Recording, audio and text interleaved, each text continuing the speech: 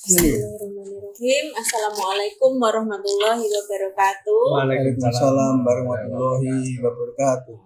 Jumpa lagi Sobat Sejati dengan kami dari tim medis dan paramedis dari RSUD Dr. Raden Sujati Kabupaten Grobogan bekerja sama dengan tim PKRS. Kami kembali akan hadir di sini di channel RSUD Dr. Raden Sujati dalam acara Bincang Sehat. Nah, tema pada kesempatan kali ini adalah tentang kesehatan ginjal.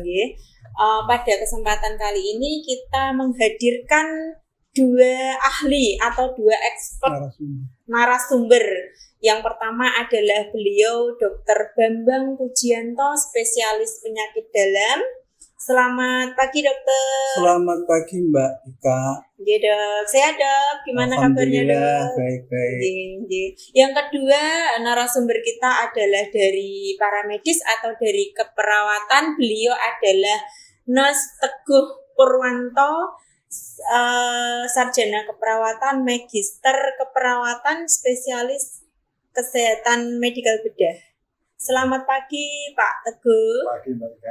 Bagaimana kabarnya Pak Teguh? Alhamdulillah luar biasa.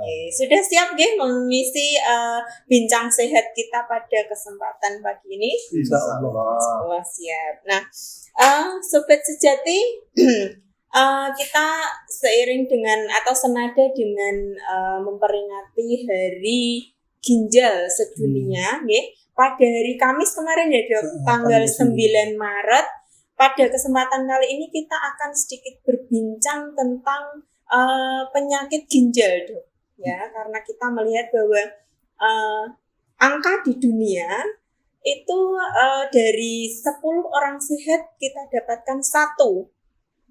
Setiap 10 orang sehat kita dapatkan satu penderita penyakit ginjal kronik. Nah, dari 10 penderita penyakit ginjal kronik itu hanya satu yang memahami ya dok. Kira-kira begitu nih dok. Yang baru memahami.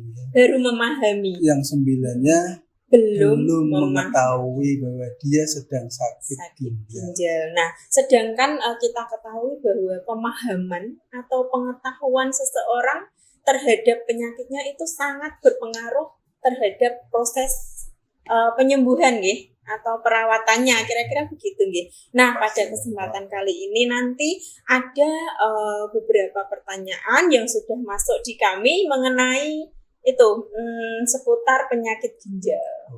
Seperti itu.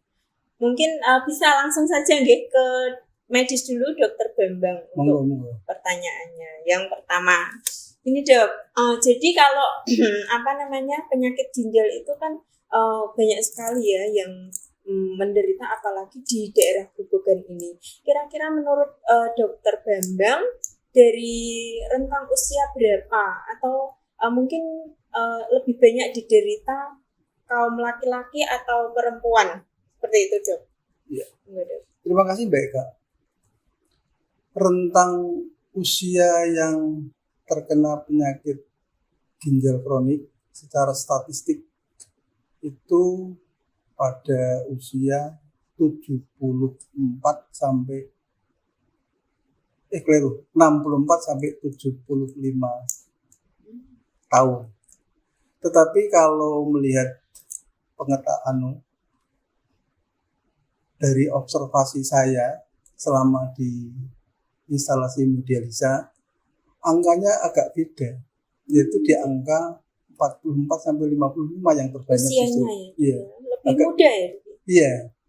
Nggak tahu sebabnya apa nih, mungkin perlu dikaji lebih jauh. Lebih lanjut Terus untuk jenis kelamin lebih banyak perempuan atau laki-laki dok untuk penderita gagal ginjal atau penyakit ginjal ini? Di situ disebutkan wanita lebih sedikit. Angkanya berkisar antara 47,7%, sedang sisanya 52,3% itu laki-laki. Artinya laki-laki lebih banyak. Lebih banyak. Kalau untuk di ruang perawatan mungkin Pak Teguh, apakah senada dengan apa yang disampaikan Dokter Bambang di ruang rawat inap? Ya, di ruang rawat inap juga didominasi oleh kaum laki-laki lebih banyak. Ya, jadi untuk apa namanya secara ini ya penelitiannya mungkin lebih banyak laki-laki daripada perempuan yang berisiko untuk terkena penyakit gagal ginjal. Nah ini waspada ya buat sobat sejati semuanya, untuk kaum laki-laki dia lebih berisiko untuk terkena penyakit ginjal. Nah, walaupun sesungguhnya tidak ada bedanya laki-laki atau perempuan tetap berisiko. Tetap berisiko, namun angkanya lebih banyak ditemukan yang laki-laki. Dan di zaman sekarang ini ada perubahan. Kalau dulu itu menyerang pada usia lansia, tapi gagal ginjal atau penyakit ginjal sekarang ini rentang usia produktif. Jadi mulai usia 15 tahun itu sudah ada yang menderita gagal ginjal kronis. Jadi perlu penanganan lebih lanjut dan pencegahan supaya tidak lebih besar untuk prevalensinya. Baik, menyambung dari penanganan ya, tentunya kita harus tahu dulu kenapa orang itu bisa disebut dia terkena penyakit ginjal itu saat kapan, atau gejala apa yang mungkin muncul ketika orang itu dikatakan kena penyakit ginjal. Mungkin dokter bisa menjelaskan. Mungkin maksudnya itu apa penyakit ginjal kronik itu maksudnya penyakit, itu pengertiannya dulu. Penyakit ginjal kronik itu merupakan suatu kondisi di mana telah terjadi masalah baik secara fungsi ataupun struktur dari ginjal.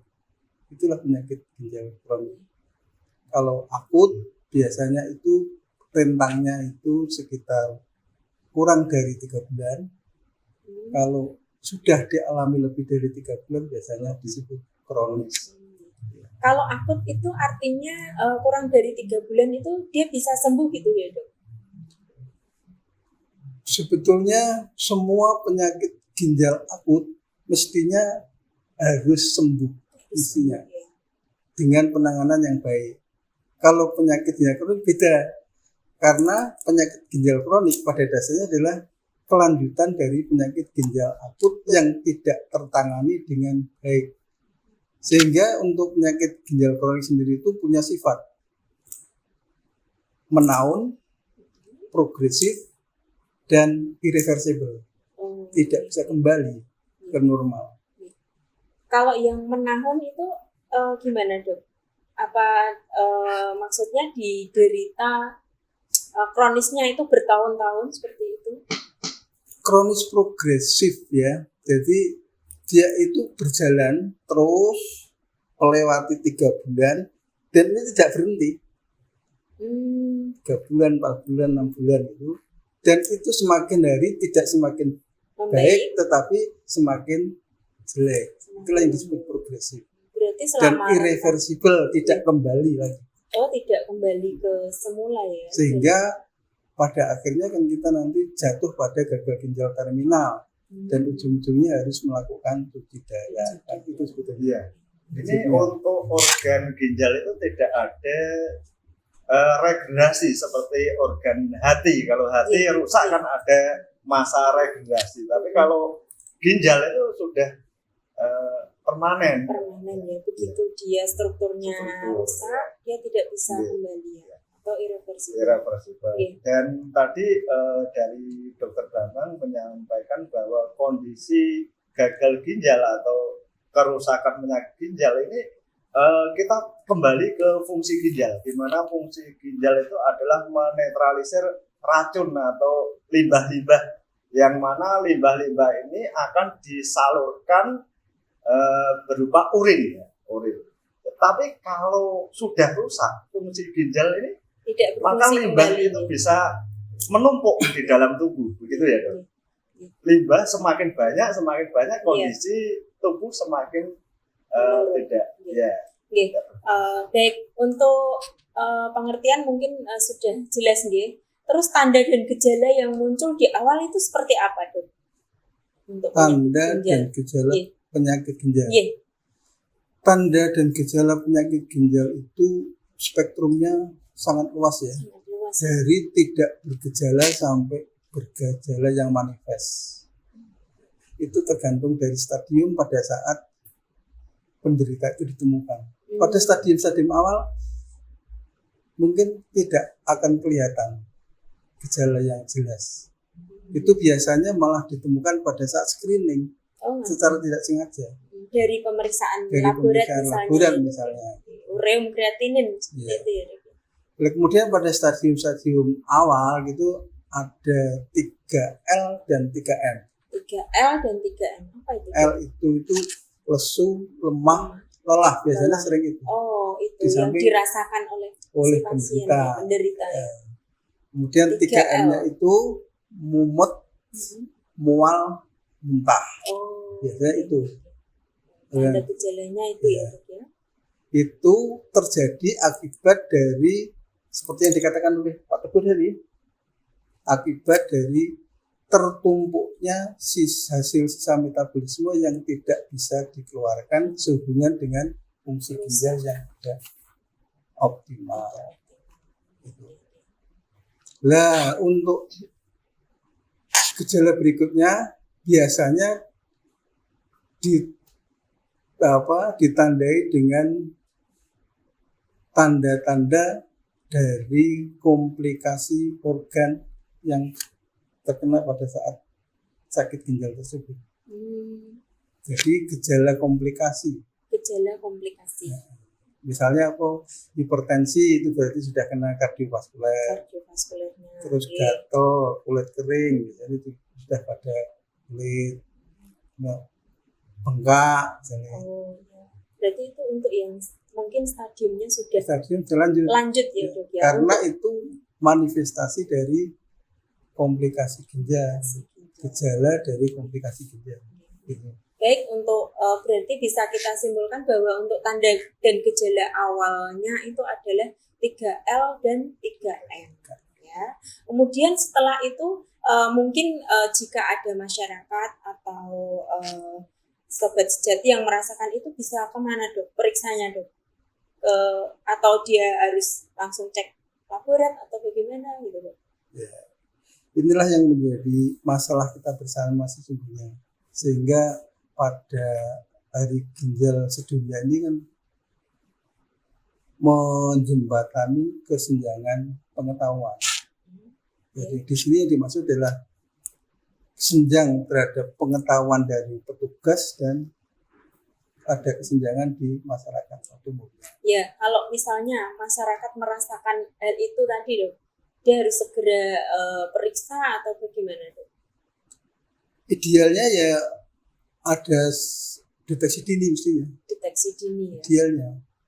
Karena apa? Karena kita tahu tadi spektrum ginjal dari tidak bergejala sampai manifest kan.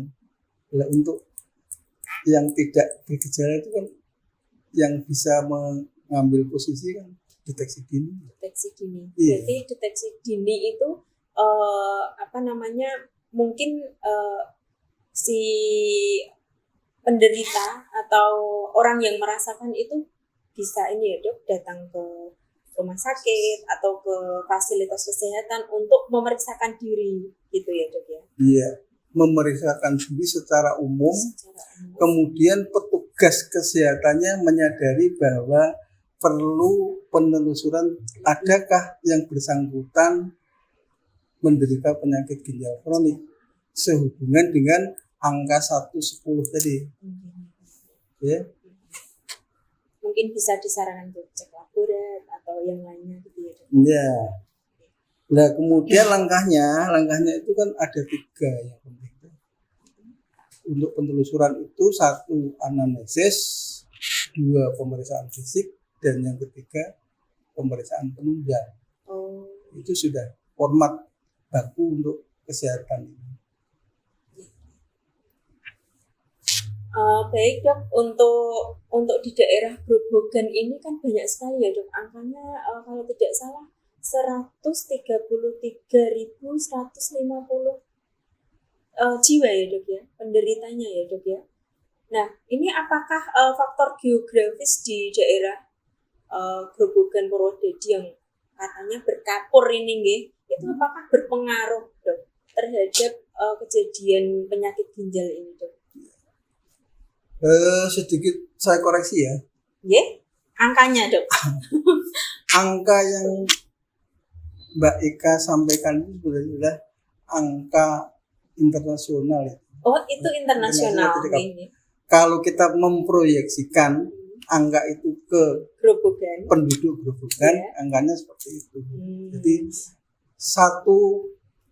setiap 10 orang satu menderita penyakit ginjal kronik, itu angka internasional.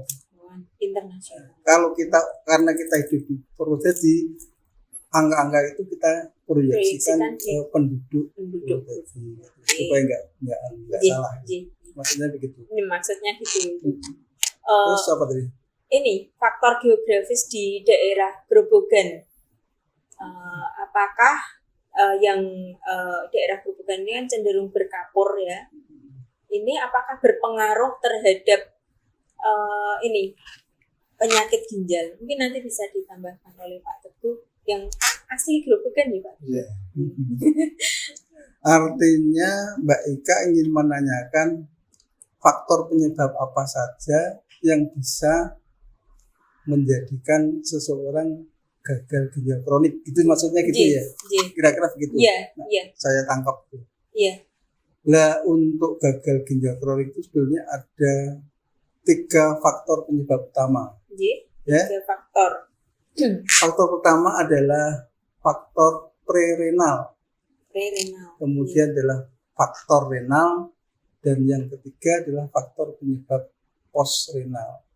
Prerenal misalnya dehidrasi, terus perdarahan masif, kemudian panas yang terlalu tinggi, anoreksia berkelanjutan misalnya gitu.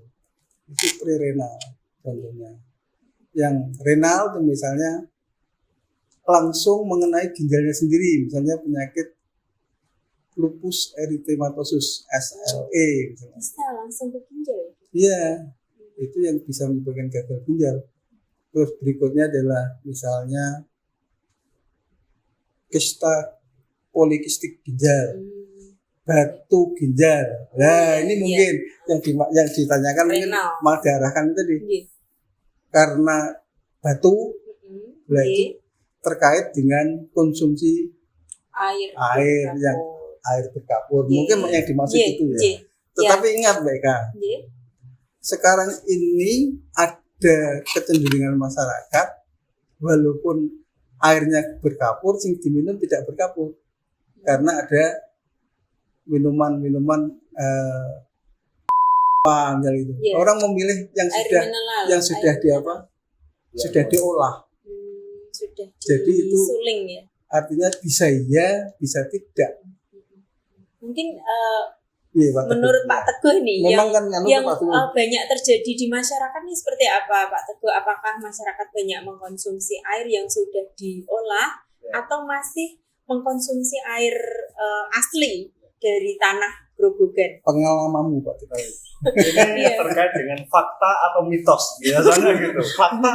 Fakta atau tidak gitu. Kalau saya mengatakan fakta. Jadi di daerah kapur biasanya kandungan kalsium pada airnya itu endapan-endapan akan menumpuk.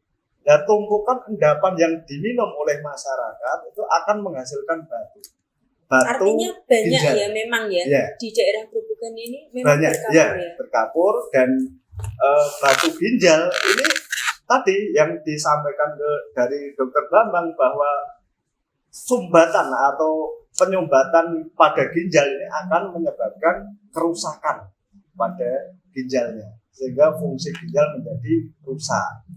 Jadi awalnya itu endapan air yang diminum lama-lama menumpuk kemudian menyumbat organ ginjalnya. batu ginjal. Ya, menjadi batu. Kemudian merusak fungsi dari ginjal Merusak itu fungsi sendiri ginjal. sehingga bisa menjadi gagal ginjal. Ya itu makanya tadi dengan catatan. Ya. Apakah masyarakat itu sudah beralih Ke minumnya itu Enggak, maksudnya air yang mengkonsumsi diolah. minuman lokal Nah, atau sudah olahan kan itu Oh, sebetulnya. kalau Nah, di iya. masyarakat kita yang bagaimana kan itu. saya kan sering ke desa-desa. Jadi di wilayah perkotaan ini biasanya sudah mulai gaya hidupnya mulai berubah. Yang dulu itu mengkonsumsi air dari PDAM, tapi sekarang sudah air isi ulang Untuk yang di untuk kota yang di kota. Tetapi yang kalau di di desa-desa itu masih pakai air sumur yang mana di daerah Gerobokan tadi memang berkapur ya. Kalau saya rasa saya meminum sedikit itu sudah terasa ini kaporit. Endapan itulah akan menyebabkan batu ginjal. Yang akhirnya batu ginjal itu akan menyebabkan sumbatan pada organ ginjal sehingga berpotensi menjadi gagal ginjal. Oh iya, berarti ini mungkin kalau yang dimaksud Pak Teguh adalah mungkin orang kota sudah beralih, tetapi yang di daerah pedesaan masih mengkonsumsi air berkarbon. Berarti mungkin perlu bisa diteliti iya, ya. bisa tidak. Ya, nggih, perlu diteliti nggih, Iya, si betul. penderita yang atau pasien-pasien gagal ginjal Iya. ini apakah dia kebanyakan orang pedesaan atau tidak? Nanti saya Gitu. teliti. Iya. Penelitian lebih lanjut. Oke. Ya menyambung dari yang mungkin yang penyebab prerenal tadi ya Dok ya. Kurang minum air atau lebih banyak minum konsumsi minuman berkarbonasi itu juga termasuk di penyebab prerenal Dok atau bagaimana Dok? Ya, Prerenal. Ya? sebagai penyebab prerenal. Prerenal. Prinsipnya adalah yang berkarbonasi itu ya Iya. seperti apalagi Kola. kola Oke. itu biasanya dia itu akan memicu pada seseorang menjadi dehidrasi karena dia punya rangsangan diuresis yang sangat tinggi. Oh. Satu sisi dia minumnya banyak, kemudian Dikeluarkannya keluarganya banyak. juga banyak, tetapi tidak imbang. Karena apa? Karena kebutuhan minum sesungguhnya setiap orang setiap 20 kg berat badan itu mestinya harus minum 1 liter per hari. Coba kita lihat, kebanyakan kita minum tuh ngirit, ya.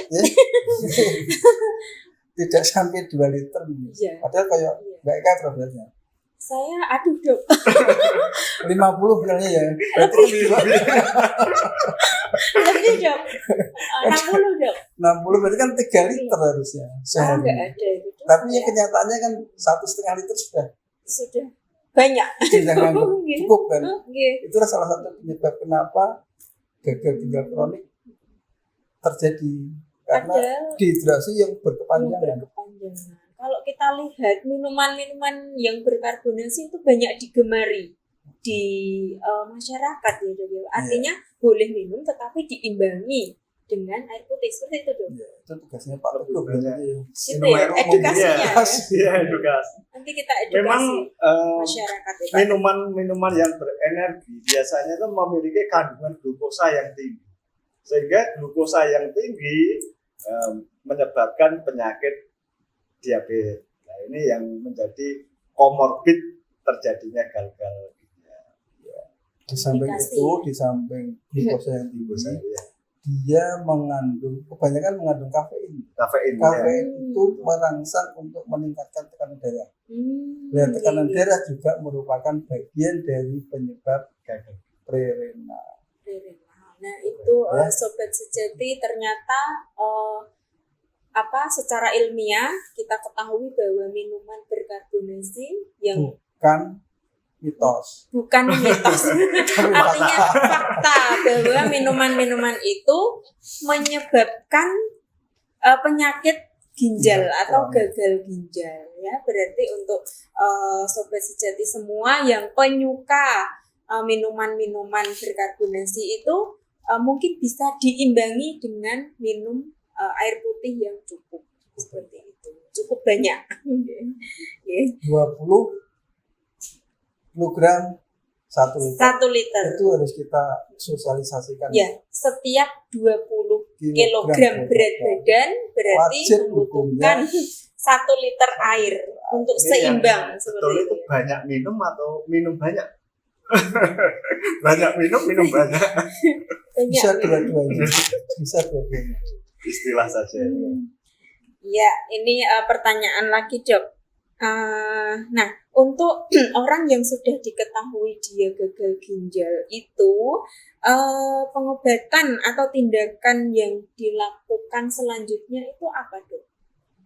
Kalau dia sudah diketahui dia gagal ginjal, Oke. baik akut maupun kronis misalnya. Kita mulai dari diagnosis ya. Ya.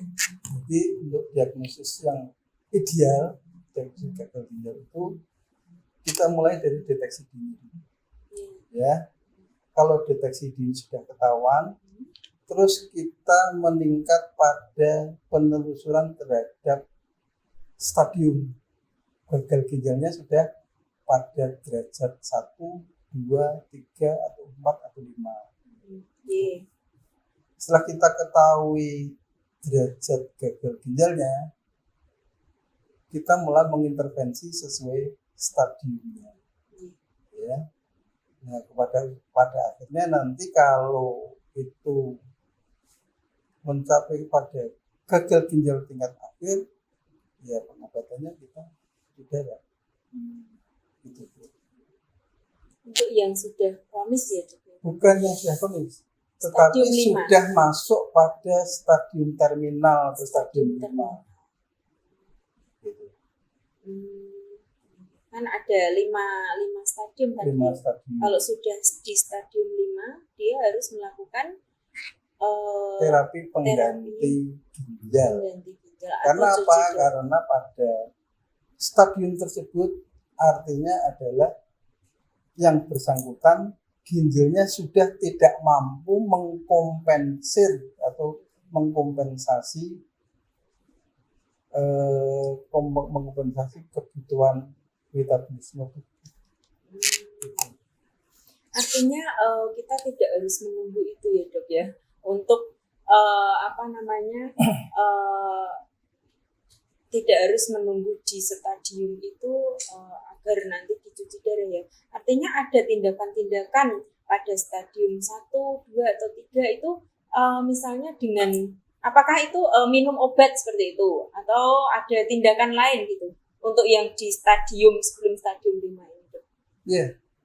Pada stadium 1, 2, 3, 4 edukasi harus mulai. Sehingga karena kan sifat penyakit ginjalnya tadi kan irreversible. Berjalan terus dan progresif. Ya, kita mesti punya tujuan untuk pengobatannya itu mencegah agar tidak berjalan secepat kilat, tapi bisa kita perlambat. Gitu. Mungkin Pak Teguh untuk tindakan pencegahan dari ini bisa dijelaskan sedikit mungkin? Baik. Jadi untuk edukasi ke masyarakat itu yang utama, yaitu mengurangi atau mencegah resiko-resiko yang tadi sudah disampaikan Dr. Bambang. Penyebab untuk gagal ginjal biasanya adalah penyakit awalnya adalah hipertensi, kemudian diabetes mellitus, asam urat. Nah, bagaimana untuk pasien hipertensi, yaitu mengurangi konsumsi garam. Kemudian pada pasien diabetes perlu mengurangi konsumsi gula. Dan juga fenomena sekarang ini banyak masyarakat yang cenderung membeli obat sendiri di apotek atau di warung. Ini juga akan berdampak untuk kerusakan ginjal yang lebih parah. Kita tahu bahwa ginjal ini adalah menetralisir toksik atau racun. Sedangkan obat-obat yang tidak tidak melalui resep dokter yang beli sendiri, biasanya inilah yang menyebabkan masyarakat ginjalnya mulai berpotensi untuk lebih parah rusaknya. Nah ini kontra dengan apotek-apotek ini, karena apotek melayani semua pembelian obat sepertinya. Ya, jadi mungkin Pak Bambang ada aturan atau tidak sebenarnya ya Pak? Kalau untuk beli sendiri di apotek itu. Aturan itu sebetulnya untuk Indonesia itu sudah banyak dan bagus-bagus. Ya. Tapi pelanggaran aturan itu juga tidak lebih sedikit dari yang aturannya itu. Ya, jadi memang kita perlu penyadaran terhadap masyarakat. Karena ada kesenjangan tadi, kita kan sudah bilang petugas maupun masyarakat itu ada kesenjangan pengetahuan. Dengan adanya kesenjangan tersebut kan akibatnya apa? Akibatnya dia tidak tahu dia bertanggung jawab terhadap apa dan apa yang tidak perlu dilakukan. Itu yang jadi tanggung jawab kita bersama itu Pak Teguh.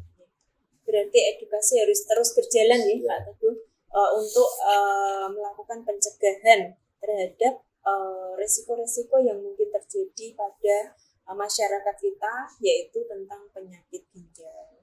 Nah, mungkin waktu kita sudah habis ini, mungkin sedikit bisa saya simpulkan bahwa ternyata di Grobogan yang notabene adalah daerah berkapur, ini sangat berisiko untuk terjadinya gagal ginjal. Juga mengenai pola konsumsi minuman yang berkarbonasi seperti tadi yang dicontohkan, itu juga sangat berisiko ya untuk terjadinya penyakit ginjal yang mungkin masyarakat awam belum banyak mengetahui ya. Terus kemudian tadi tanda dan gejalanya adalah 3L dan 3M ya Dok ya. Awal-awalnya itu, dan masyarakat atau sobat sejati semuanya bisa mendatangi fasilitas kesehatan yang ada untuk mendeteksi dini ya melalui 3 langkah tadi. Kemudian untuk edukasi, nah ini untuk petugas ya khususnya, edukasinya harus lebih kita tingkatkan lagi ya supaya masyarakat kita tidak sampailah ke stadium-stadium yang keempat atau kelima sehingga harus melakukan hemodialisis ya atau cuci darah seperti itu. Nah baik Sobat Sejati, demikian tadi bincang-bincang sehat kita bersama dengan expert kita Dr. Bambang dan Nurse Teguh yang sangat luar biasa. Mungkin saya berikan aplaus yang luar biasa untuk beliau berdua. Jangan lupa like, komen, dan subscribe serta share link channel RSUD Dr. Raden Sujati Kabupaten Grobogan supaya Sobat Sejati semuanya mendapatkan informasi kesehatan yang lebih lanjut dari channel kami. Kurang dan lebihnya saya Ika Widiawati mohon maaf, kami mohon undur diri. Wabillahi taufiq wal hidayah. Wassalamualaikum warahmatullahi wabarakatuh. Waalaikumsalam.